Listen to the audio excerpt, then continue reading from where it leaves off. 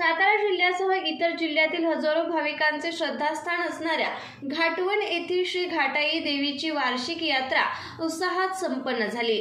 या यात्रेला परळी, मेढा, तारळे यांसह अनेक गावातील सासनकाठ्या, पालख्या या यात्रेसाठी वाजत गाजत सहभागी झाल्या। विशेष म्हणजे रात्री 12 वाजण्याच्या सुमारास देवीची महाआरती पार पडली।